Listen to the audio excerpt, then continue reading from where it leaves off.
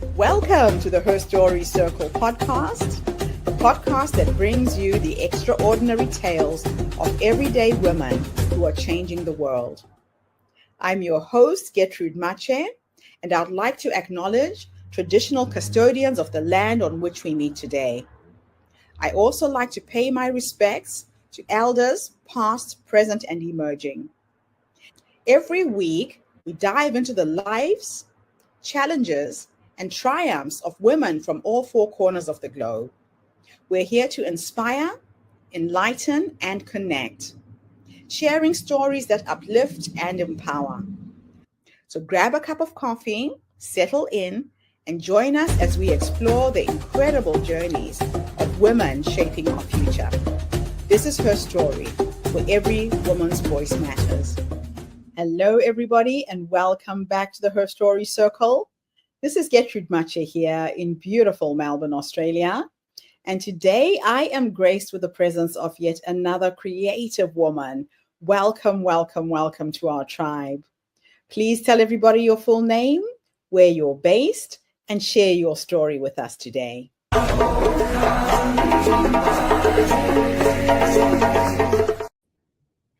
Hi, everybody. I'm Dr. Geillan Aly. I currently live outside of Hartford, Connecticut, and I am the founder of Compassionate Math. This has been a long road to get here to where I am. I was born in Giza, Egypt, to my beautiful parents. I had an older brother, and shortly after I was born, we immigrated to the United States because my father had found work and he was asked to emigrate. We moved to Cairo. We moved to New York, and I grew up in Queens. Right after we moved to Queens, my younger brother, Mo, was born. My older brother, Bassem. Mo and I are wonderfully close. Bassem currently lives in Brooklyn. Mo is back in Egypt raising his beautiful daughter. And I grew up in Queens, loved it. I always had an affinity for learning and for trying and for experimenting, and that's the life that I've lived. I graduated from SUNY Binghamton and started working in New York in the magazine industry in sales. And I felt that I wasn't necessarily challenged enough in the corporate world. So I dropped my life and career and went to study mathematics. I'd always loved mathematics. I'd enjoyed mathematics. I'd shown a great affinity for mathematics. And in all honesty, I believe that learning math is one of the closest ways that we humans can talk to God, because it helps us understand the world and the universe around us. So I left my career and I started studying mathematics. I went to graduate school. And I went to the University of Arizona. And while I was there, I started thinking about why some people were considered math people and some people weren't. There were times that some people talked to me like I wasn't very mathematically savvy. I was once told I wasn't intelligent enough to get a PhD, even though that was my goal.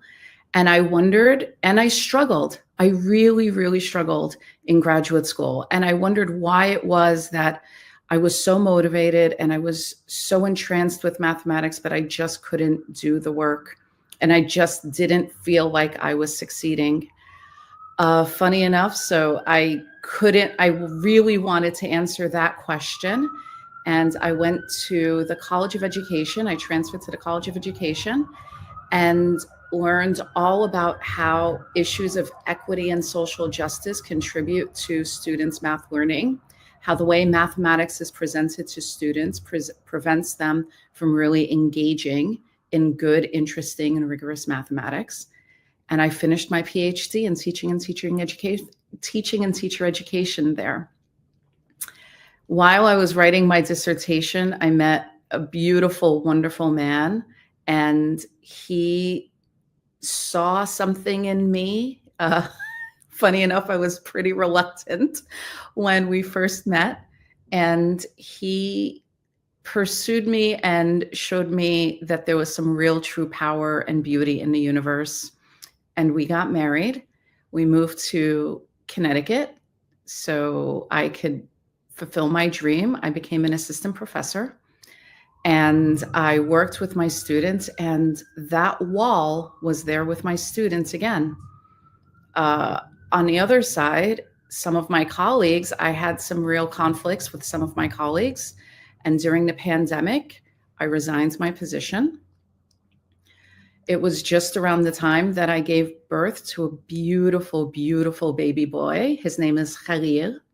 And Khalil right now is 5 years old. He is an amazing artist and a visionary, and is a gorgeous, gorgeous little boy. So when I had decided that I needed some space and some time to figure out where my place in the world was, I was speaking and working and trying to connect.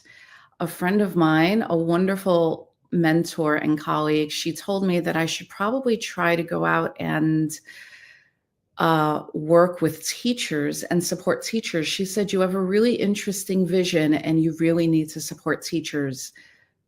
Students were just coming back to the classroom after COVID. Teachers were really, really burnt out and they needed some inspiration. And she helped me get into a school. And I went to that school and I met some teachers and I gave them some ideas. And I came home and my husband said, how was that? And I said, I think I found my life's calling, and it's called Compassionate Math. And ever since then, I've been working to grow Compassionate Math. And the work that I do is I do professional development with professors and teachers. And I do workshops with students on working through math trauma, because I think that there's so many socio-emotional factors that contribute to math success. And I think that there's so many issues that we've experienced growing up that by the time we get to college, even if we're studying a topic that anybody can do, because human beings are mathematical beings, that we just don't want to engage. We just don't want to work. That space is filled with such pain. And so the work that I do is to break down that wall and to make sure that students can actually feel fully present and fully comfortable to engage. And I work with faculty and teachers to help foster that space and foster the learning space and make sure that it's a great space for them to engage and to be interested. Because again, mathematics is a way to speak to God. It's a way to understand our universe. And it's an unbelievably powerful tool for us in this present day. Math is everywhere around us, more and more and more every day, with AI, with everything that we do in our connected world, through the internet, through online shopping, through statistics, through trying to understand why we might need to mask or why we should get a vaccine, to why does the earth revolve around the sun, and how does the sun hold us in place? Mathematics helps us understand all of that. At home, I spend my time cooking for my family and for my friends and loving every minute of it. And I travel. I have the opportunity to travel and support my family and support students and faculty all around the world. I was just talking to Gertrude about how I was last July in Australia and New Zealand helping teachers, giving them some beautifully great new ideas, beautiful ideas to bring to their classes and to make the world a better place. And that's my little story. What an incredible journey you've been on. You know, it's interesting Long road. just listening to you speak and seeing how you have evolved as a person. I remember I wasn't very good at maths. Mm-hmm. And one of my teachers said to me, somewhere in your little life, somebody put a big red X next to a sum that you did. Mm-hmm. And they told you it was wrong. Mm-hmm. And you then believed that because that one experience was wrong, you weren't good at mathematics. It's just a story that somebody told you. And so he helped me really decode that trauma. Mm-hmm. And I excelled in high school in mathematics, ended up in IT, something that I had never seen myself being Mm-hmm. able to do. Mm-hmm. So let's talk a little bit about the trauma that children experience and why they put up this wall and why they block the learning. Yeah, I mean, this trauma comes from so many spaces. When we're very young, if our parents say, "Oh, I'm not a math person," or "I hate maths," or "I'm never good at math," then children might our children emulate that. They carry that, they echo that. And so if you as a parent had a bad experience in math and you say that to your child, then that trauma carries into the child. So it becomes a generational trauma. If a teacher is nervous, if a teacher is uncomfortable with math and they're talking and the child feels the change in the demeanor when the teacher is doing reading story time and science time, and then they do math and you see that they get physically uncomfortable, then the child subconsciously will understand that this is not necessarily a safe space, not something that can be articulated. All of this has been documented in loads of research done by lots of researchers over the years. And so the child will ingrain some discomfort and not necessarily know where it is. As we Yes. get older, if you're in an under-resourced school, one of the top spaces that becomes under-resourced very, very quickly are math and science teachers. So you may not necessarily be taught by somebody who really is a master of the field. Mm. And as a result, you might say, "Oh, I really want to know, why do we have to have the same denominator when we add fractions?" And if the teacher can't articulate a good response, maybe for their own self-preservation, they might say, "Oh, you just need to know to do it, and you don't need to answer why." Or "That's not important right now. We're doing that, that, that." And so now the student feels that they can't ask why. Now the exploring why and their curiosity and their wonder is not welcome. Again, Yeah. shutting more doors. There's definitely been research to show that if a teacher is biased against or for some students or others and calls on some students and doesn't call on others, then if I raise my hand and I'm consistently not being called on, then I'm showed that I'm not necessarily valued. So, and that phenomena starts to happen more and more in middle school. So we start as children, and then over the years, there's so many small conditional spaces that contribute. And so by the time students get to high school or college, they're just so burnt out and they don't necessarily understand why. And then they fall into this hamster wheel of failing course after course, and they just don't want to engage. And then you get a whole society that says we don't want to engage in math. And and the consequences of that for our society and for the individual is dramatic. I mean, Massive. yeah, it's massive. Absolutely. So, can you explain what compassionate math is and how it differs from traditional ways of teaching mathematics? Sure. So, compassionate math holds the fundamental assumption that learning math is both an emotional and a cognitive endeavor. So, rather than just focusing on getting problems right or working on the math, recognizing that students are whole beings with their own backgrounds, and we need to recognize and acknowledge those backgrounds so that we can allow students to fully engage in the subject. It's very holistic. You're really encompassing everything that makes up a child's life Right, in the teaching. right, right. That's interesting. Yes. So, And as someone, sorry. no. So I do that by providing professional development for faculty and teachers, doing teacher coaching, and then workshops with students on helping them understand and resolve their mathematical traumas. So, as someone who overcame significant barriers, Mhm. what strategies do you find most effective in encouraging students who feel alienated by mathematics? When I do my workshops in math trauma, I had originally written that workshop as a love letter to my past self. And Oh, what it is a space of love and honesty.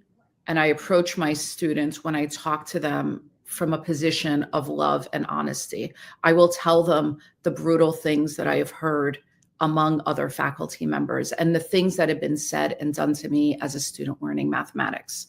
And I remind them that I do hold a PhD in education and a master's degree in mathematics. I succeeded through all of this, and that we are all human beings, and therefore we are all mathematical beings. And because we are mathematical beings, that the students have the capabilities within them. They just have to understand that the experiences that they have do not define who they are, and that they can be empowered in order to move forward. Now, how do you address math anxiety in your programs? And what techniques have you found to be the most successful? Okay, so I will start by saying a little bit of anxiety is always a good thing. I think you could appreciate that, Gertrude, that when you just get a little bit nervous and you get a little bit hyped up, that's helpful because it elevates your senses and it helps you move forward. So anxiety isn't always a bad thing, but as we all know, but when there's a tipping point where anxiety really stops you from being able to engage, that's when things become a problem. More often than not, the anxiety comes from a feeling of low efficacy, like low confidence in one's ability. So having students, oftentimes students who experience math anxiety don't want to sit in a space where they're comfortable and practice and try.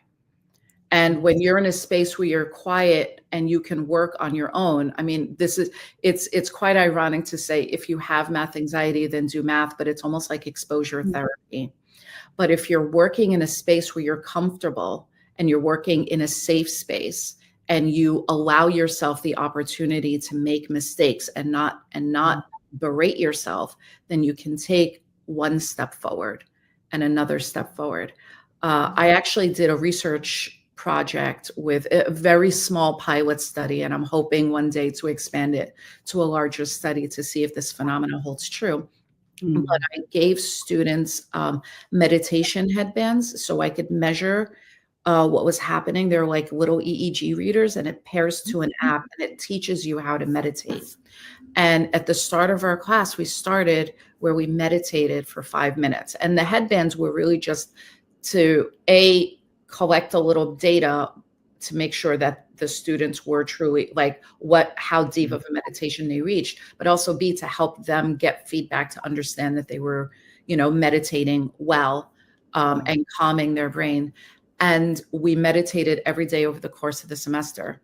At the beginning of the semester, I gave them a math anxiety scale. And at the end of the semester, I gave them the same anxiety scale, and their math anxiety had gone down. Oh, wow. So calming oneself and knowing that you're in a safe space, I think is really comforting for them. Yeah. So what do you think schools and educational institutions can do to better support students from diverse backgrounds in the STEM fields? Oh, goodness. I think more than anything, we really need to recognize and acknowledge that human beings are mathematical beings. And in my personal experience, I've noticed and felt that the more human you think somebody is, the more mathematical you will treat them. In other words, the more I am willing to accept your humanity, the more I think that you are capable of succeeding in mathematics. And we need to break these implicit biases because we are all mathematical and we all have the capabilities. But if we set low expectations for our students, they're absolutely going to meet them. How do you incorporate your personal experiences into your teaching and advocacy work? I am an immigrant to the United States. Yes. I am a woman of color. I am a Muslim. And so a lot of my experiences and a lot of the things I went to almost all of my education was exclusively in a public school. And went to school in New York City. I know the challenges that a lot of my students have experienced, or some of the challenges that my students have experienced. And I bring all of that into my classes and into my workshops.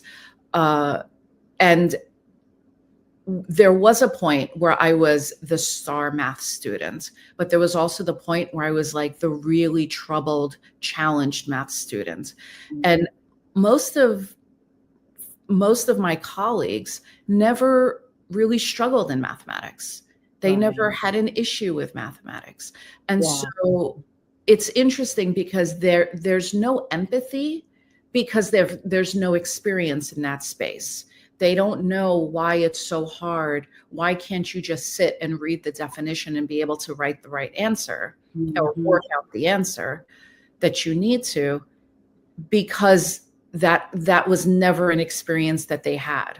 So because of my experiences differentiated me from my faculty peers, I was able to reach students in a different way and in a more intimate way. Yeah, that lived experience goes a long way in teaching children.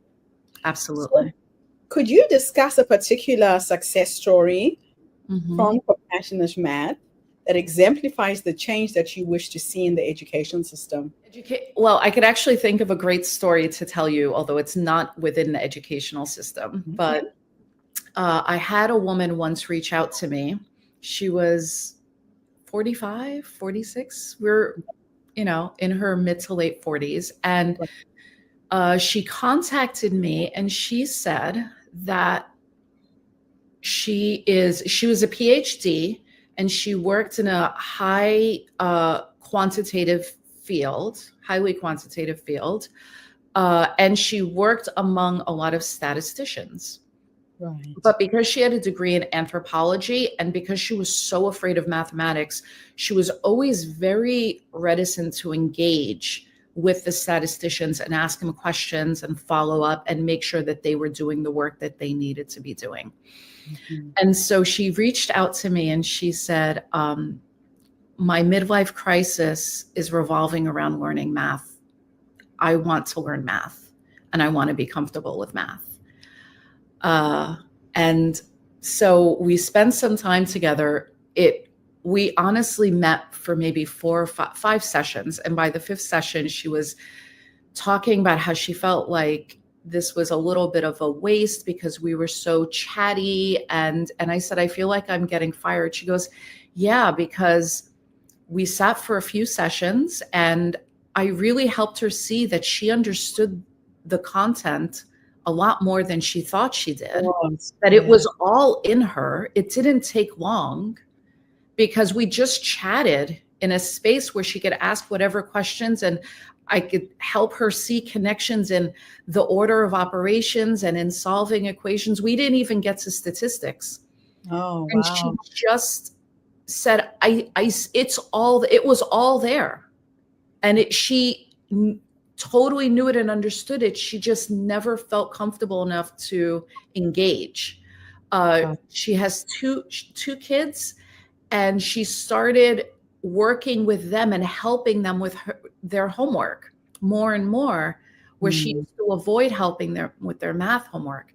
And so she felt comfortable enough that she fired me very quickly. But awesome. Yeah. And by that time, she was feeling very comfortable so that she could ask the statisticians why they were using the tests that they were doing and why they felt that their probability values were relevant enough to use in this scenario, et cetera, and their settings. Like it was all there. She just needed that opportunity to let it all come out. That's a really good example. Yeah. Yeah. It's great. What misconceptions about maths do you often encounter, and how do you address them through your work? The easy one is I'm not a math person. Is for somebody, when someone hears that I am a math educator, the first thing is, that's not me. I'm not a math person. And my response is no. Why? Are you not human? Because human beings are mathematical beings. Yes. And And we talk about, the experiences. And again, it comes down to whatever traumatic experience that they had.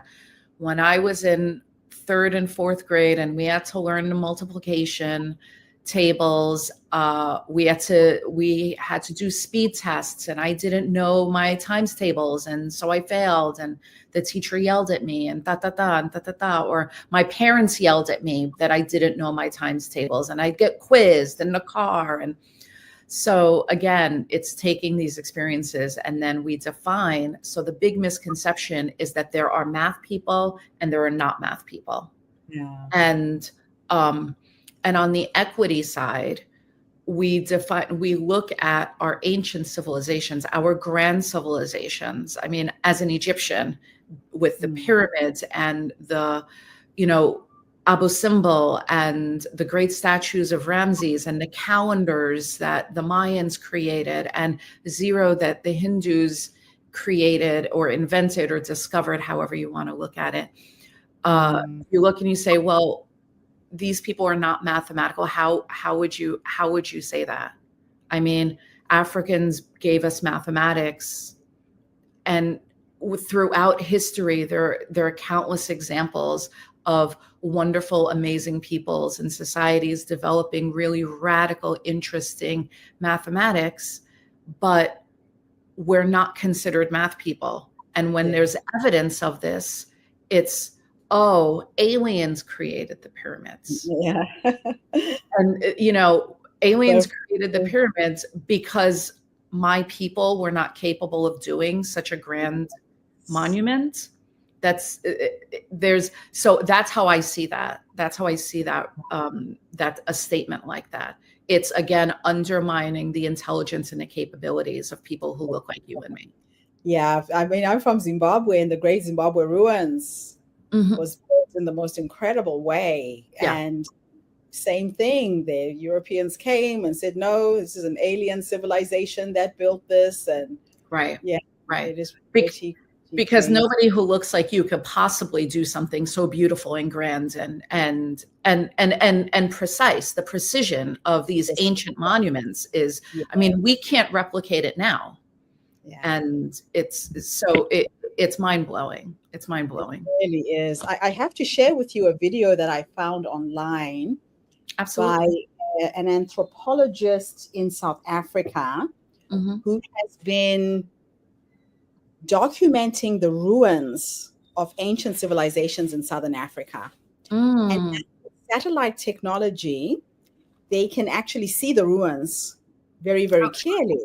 Okay. And the way they were designed in these geometric forms, he's actually decoded a grid, a mathematical grid. I've got to share that video with you. I would love to see that. It's an incredible way of illustrating to people who, look down on ancient civilizations and don't realize we had technology, we had ways of doing things. Absolutely. We had design, we did things with intention. It wasn't an accident that the pyramid stood up. It's not an accident the Great Zimbabwe Ruins is still standing. I must share that video with you. I'll try and find it. I think you will find it really interesting. Absolutely. I would love to see it because I love seeing examples of this because it builds the pride within oneself. If I know as an Egyptian that my people were able to do this work and create this work, then I know that it is within me. So in what ways do you hope to expand compassionate math in the future?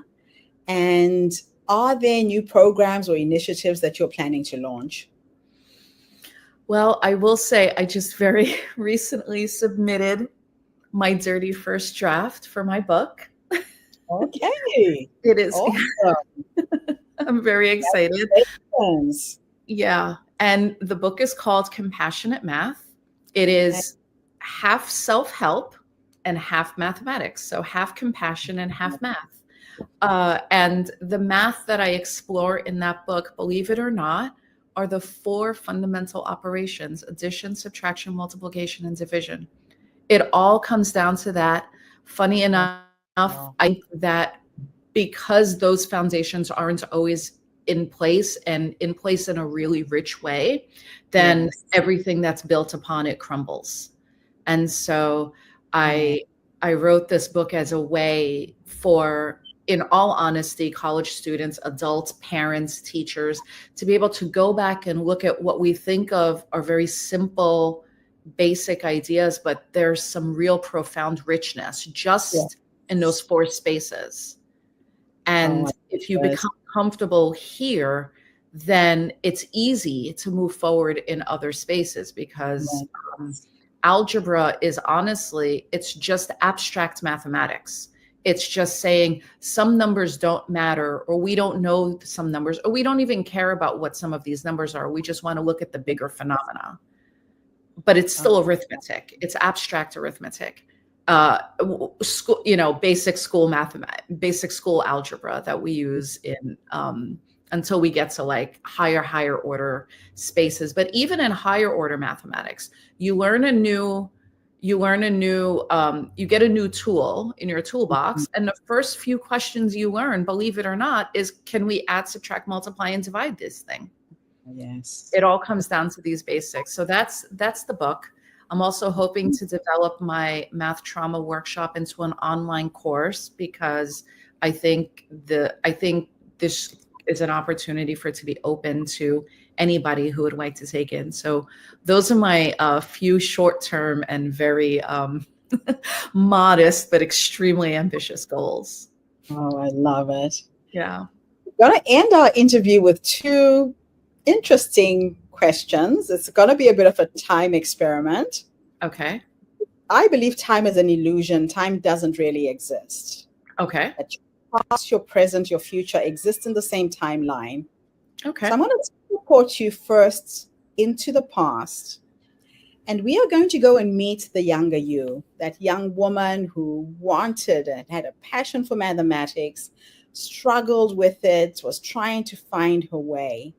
Mm-hmm. If you could go back and give her 3 nuggets of wisdom based on what life has taught you up until this point, what would those 3 nuggets of wisdom be? Follow your path with true love and intention, and you'll find your way. Following my path has really helped me move forward in and open up doors that I never thought existed. I would also say that to quiet the noise outside in the world, because when you're quiet and calm, you'll feel and hear your true wisdom. And finally, I would also say that while you're quiet and calm and following your path, to reach out and look around you, because I would not have been here without the help and support and love of so many people. And there's always somebody there to help you. And all you have to do is reach your hands out and ask. Last question is futuristic.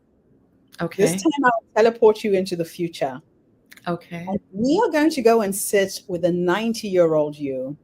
And she's sitting in her rocking chair, surrounded by her children, her grandchildren, or maybe she's on the dance floor. With science and technology, you'll probably be dancing. Sure. If I could take you into the future to meet this wise woman who has led you to this point, what would you say to her when you finally meet her? I would say thank you. Thank you for an amazing life, because I have lived a lifetime of wonder and amazement, and it's been a truly awesome, in the true meaning of the word, a truly awesome life. And thank you for just always looking towards new adventures. I love asking that last question in my interview for one reason, right? Mm-hmm. And you touched on it when we were talking a little bit earlier. Okay. A lot of women don't realize that the wise woman is already in them. She's already here.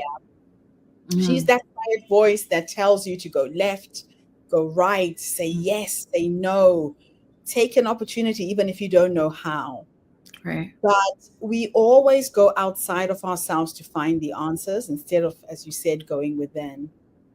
So I have a game that I like to share. Okay.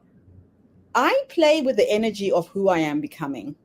So I go into my meditation and prayers at night. If I'm working on a project, if I'm starting something new, I don't know how, Mm-hmm. and I get really still and I go to sleep with one question. And the Okay. question is simply, what is the next step? And I sleep on that. And Mm-hmm. I will wake up in the morning. You know how you said we use mathematics to solve everything? Mm-hmm. In my first TED talk, I talked about how I moved to New Zealand and I'm a textile artist and I was painting big pieces of fabric and the I fabric watched would it. Yeah. smell, right? Mm-hmm. And then I go to sleep and I woke up in this dream. And in the dream, my It was your grandmother came grandmother. Yes. and she said to me, Gertrude, if you have a problem, break Mm-hmm. it up into small pieces. Mm-hmm. At 2 a.m., that dream made no sense. But when I woke up, I knew exactly what I had to do. And I cut up my large 3-meter pieces of fabric Mm-hmm. into small squares and I Mm-hmm. started making cushions.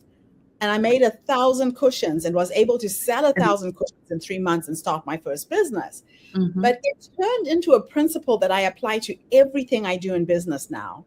Mm. So I have created several businesses, from a recruiting agency, a casting agency, a nonprofit, and I've always learned to chunk things down.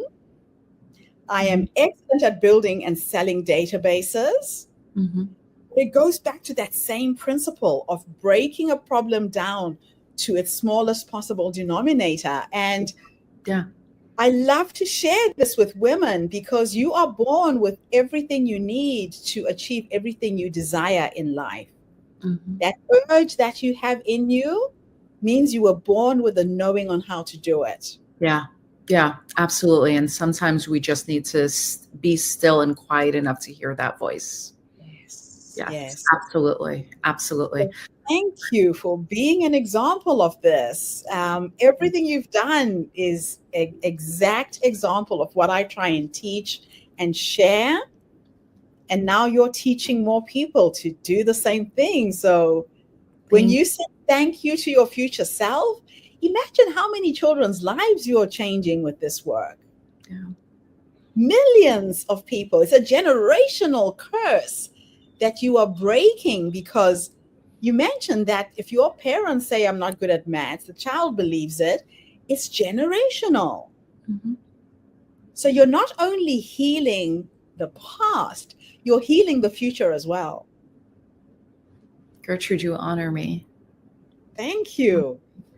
Thank Not you. every day I meet people like you, and I get excited, and I'm so glad that we found each other through this podcast. Thank you for your work. Yes, absolutely. Thank you. Thank you. And I'm looking forward to solidifying our connection even further with time. It's just a matter of time. And again, time is an illusion. We might meet this year. You never know. So I just want to thank everybody who tuned in today. Mm. Your Story Circle is not just a podcast. We are a social impact movement with a mission to not only write women's stories into history, but to uplift you, inspire you, energize you with women's stories from all over the world. But Right. most importantly, we want to equip you and empower you with tools and experts that can help take you from where you are now to where you're trying to go. So you might be a parent who has a child who's struggling with mathematics. You might be an adult who has a desire to go into science and STEM. Mm-hmm. It's never too late to start. Never too late. It's never too late. Look for help. They say success leaves clues. We have one amazing successful story right here in front of you. Her website is at the bottom of the screen. Reach out and don't try and reinvent the wheel. Thank you so much for this interview. I'll be back again tomorrow, everybody, with yet another amazing guest. In the meantime, have a fantastic day, morning, or evening, wherever you are in the world, and bye for now. Don't go away, Dr. Aly. Thank you for tuning into the Her Story Circle podcast. I hope today's story has inspired you to believe in the power of our stories and the difference you can make in the world when you use your voice. I'm Gertrude Mache, and it's been an honor to share this space with you, where voices from all walks of life come together to weave a rich tapestry of diverse perspectives. Don't forget to subscribe, rate, and review our podcast to help us share these stories with more listeners. Follow us on social media by looking for the Her Story Circle podcast for more updates. And join us tomorrow for another episode filled with courage, resilience, and empowerment. Remember, your story matters, and together we're building a stronger, more inclusive world. Until next time, keep making her story.